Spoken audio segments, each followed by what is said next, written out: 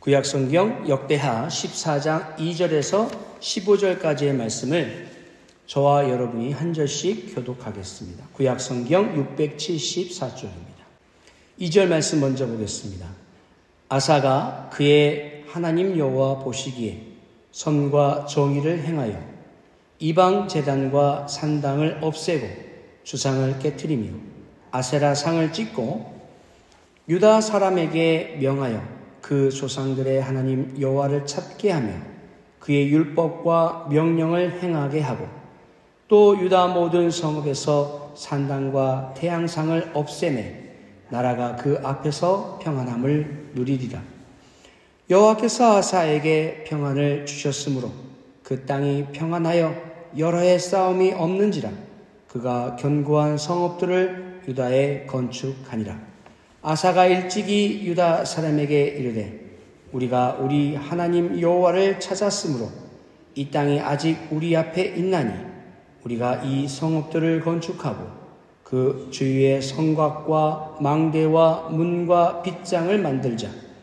우리가 주를 찾았으므로 주께서 우리 사방에 평안을 주셨느니라 하고 이에 그들이 성읍을 형통하게 건축하였더라. 아사의 군대는 유다 중에서 큰 방패와 창을 잡은 자가 30만 명이요 베냐민 중에서 작은 방패를 잡으며 활을 당기는 자가 28만 명이라. 그들은 다 큰 용사였더라.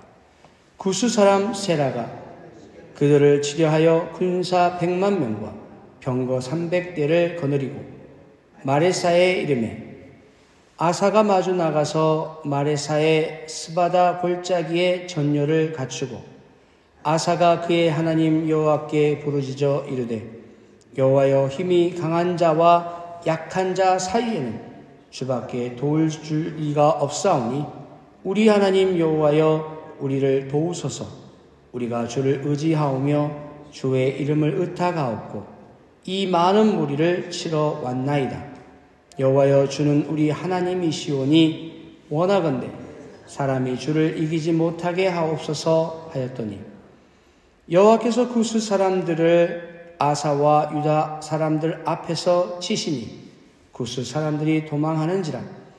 아사와 그와 함께한 백성이 구스 사람들을 추격하여 그랄까지 이르매 이에 구스 사람들이 엎드러지고 살아남은 자가 없으니 이는 여호와 앞에서와 그의 군대 앞에서 패망하였습니다. 노력한 물건이 매우 많았더라. 여호와께서 그랄 사면 모든 성읍 백성을 두렵게 하시니 우리가 그의 모든 성읍을 치고 그 가운데 있는 많은 물건을 노력하고 또 짐승 지키는 천막을 치고 양과 낙타를 많이 이끌고 예루살렘으로 돌아왔더라. 아멘. 역대하 14장 2절에서 15절까지의 말씀을 함께 보았습니다. 하나님을 의지하는 평안이라는 제목으로 하나님 말씀을 함께 나누도록 하겠습니다.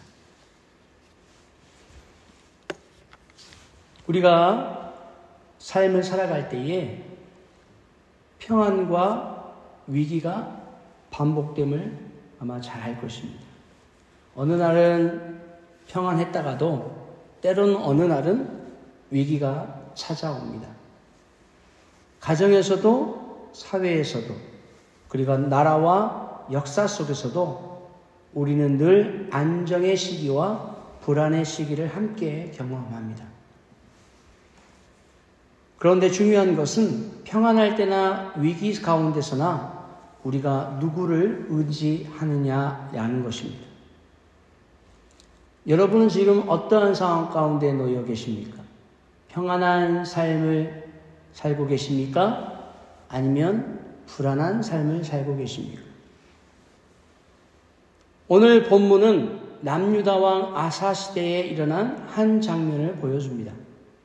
아사는 선한 왕으로 하나님 보시기에 정직하게 행하였고 하나님을 의지하였기에 평안을 누렸다고 말씀하고 있습니다.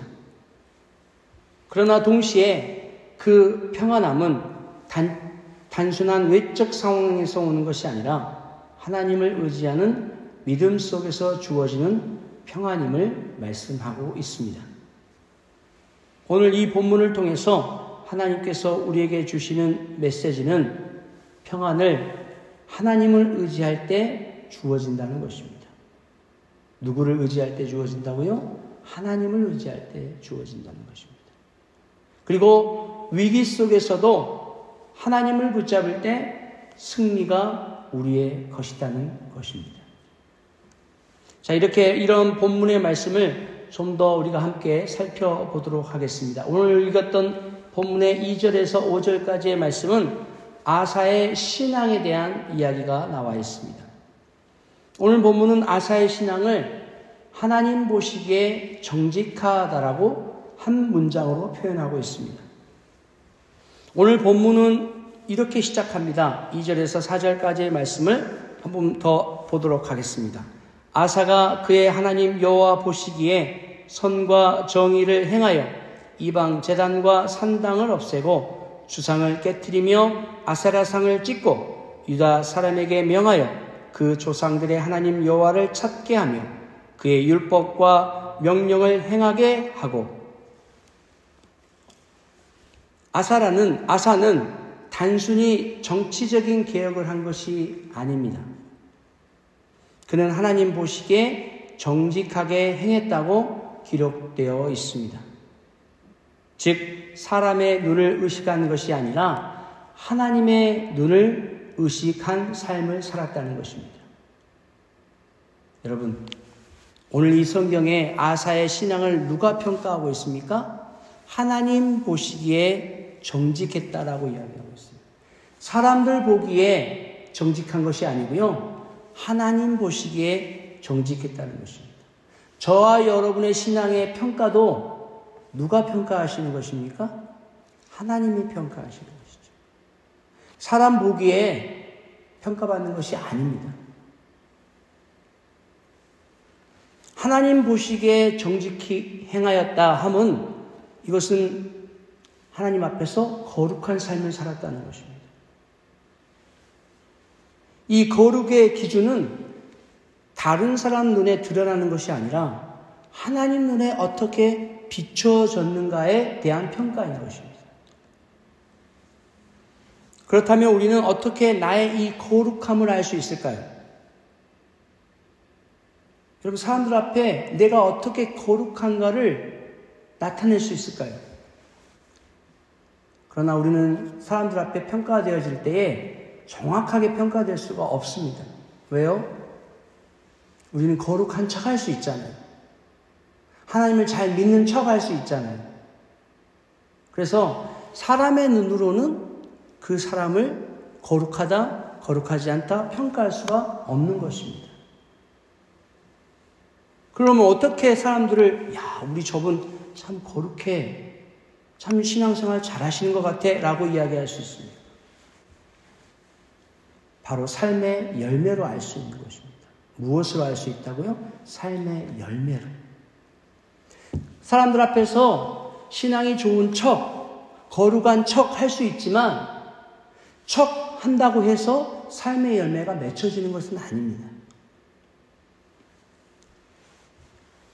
여러분, 갈라디아서 5장 22절에서 23절에 이 삶의 열매가 성령 충만의 모습으로 9가지의 열매로 나타남을 말하고 있습니다.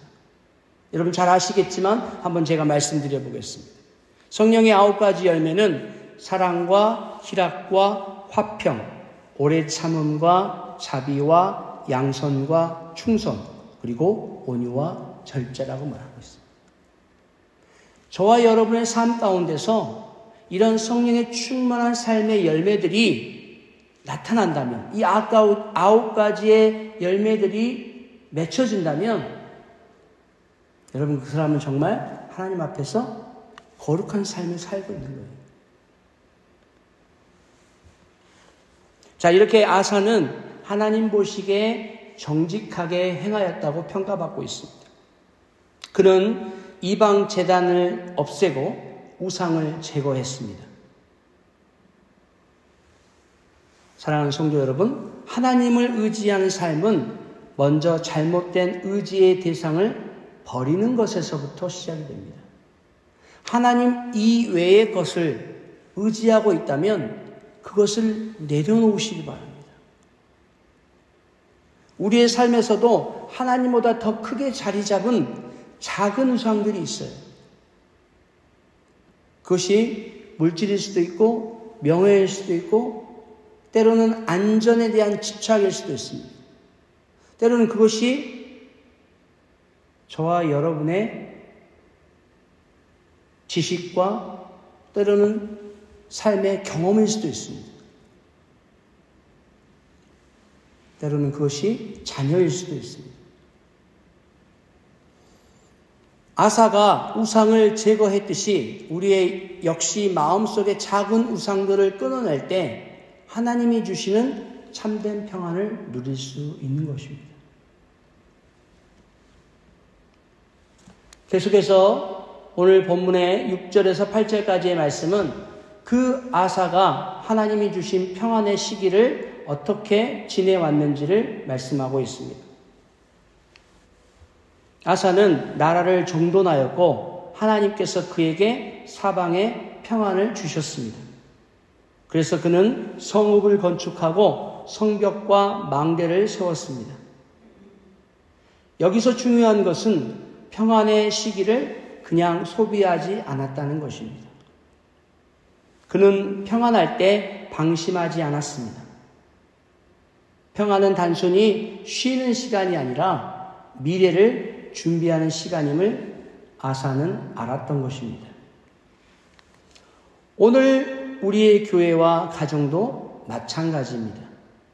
어려움이 없을 때, 위기가 잠잠할 때, 그 시간을 헛되이 흘려보내지 마시고 말씀과 기도로 기초를 다시 세우시기 바랍니다. 평안할 때 말씀을 가까이 하고 교회 공동체를 든든히 세우고 자녀의 신앙을 바로 세워야 합니다. 위기가 닥칠 때는 이미 늦습니다. 왜요? 그 위기에 매몰이 되어서 그 문제에 우리의 정신이 팔려서 평안할 틈이 없어요. 기초를 다시 쌓을 틈이 없어요. 때문에 지금 여러분의 삶이 평안하시다고 한다면, 아무런 문제가 없다고 한다면 여기가 좋사오니 라고 마음을 놓지 마시고 다시 주님 앞으로 나오셔서 말씀과 기도의 기초를 쌓으시기를 주님의 이름으로 부탁드립니다. 자, 이렇게 하나님이 주시는 평안의 시기를 지나다가 이제 9절에서 11절 말씀에 이 아사 왕은 위기의 순간에 봉착하게 됩니다. 구스 사람 세라의 침공을 받게 됩니다. 언제나 평안만이 있는 것은 아닙니다. 구스 사람 세라가 수백만의 군대를 이끌고 유다를 침공합니다. 유다는 소수의 나라였기에 이 싸움은 도저히 승산이 없어 보였습니다. 이때 아사가 보여준 태도가 본문의 핵심입니다. 그는 자기의 힘을 믿지 않고 군사력이나 전략을 믿지 않고 하나님 앞에 나아가 기도했습니다. 우리 다 같이 11절 말씀을 한번 읽어보도록 하겠습니다. 오늘 본문의 11절 말씀입니다. 아사가 그의 하나님 여호와께 부르짖어 이르되 여호와여, 힘이 강한 자와 약한 자 사이에는 주밖에 도와줄 이가 없사오니 우리 하나님 여호와여, 우리를 도우소서. 우리가 주를 의지하오며 주의 이름을 의탁하옵고 이 많은 무리를 치러 왔나이다. 여호와여, 주는 우리의 하나님이시오니 원하건대 사람이 주를 이기지 못하게 하옵소서 하였더니. 여기서 아사가 말한 강한 자와 약한 자, 누가 강한 자입니까? 그렇죠. 숫자적으로 보나 규모로 보나 강성한 이 구스 사람이 강한 자이고, 약한 자는 누구입니까? 그렇죠. 남유다의 아사 왕입니다. 이렇게 강한 자와 약한 자 사이에서 이길 수 있는, 도와줄 수 있는 분은 오직 누구이시다고요? 하나님이시다는 겁니다. 이것이 바로 신앙의 본질입니다. 내가 강할 때 하나님을 찾는 것이 아니고요. 내가 약할 때 더욱 하나님께 매어달리는 것. 내가 할 수 없음을 고백할 때 하나님께서 역사가 일어난다는 것입니다. 여러분, 오늘 이 본문의 아주 핵심 메시지를 잘 기억하셨으면 좋겠습니다. 내가 약할 때 더욱 하나님께 매어달리고 내가 할 수 없음을 고백할 때 그때서야 비로소 하나님께서 일하기 시작하신다는 것입니다. 자, 이렇게 하나님 앞에 매어달린 아사 왕에게 12절에서 15절까지 하나님이 주시는 승리의 말씀이 나옵니다. 하나님을 의지하고 하나님께 매달린 결과는 놀라웠습니다. 하나님께서 아사와 남유다 군대를 위해 싸우셨고 수백만의 대군이 물러갔습니다. 그 승리는 인간의 힘으로 설명할 수 없는 기적이었습니다. 여기서 우리는 깨닫게 됩니다. 승리는 우리의 능력이 아니라 하나님께 속한 것이라는 것을. 승리는 누구에게 속한 것이라고요? 하나님께 속한 것입니다. 우리가 약할 때, 우리가 무릎을 꿇을 때 하나님은 강하게 역사하십니다. 그리고 승리 이후에 아사와 백성들은 빼앗은 물자를 가지고 돌아왔습니다.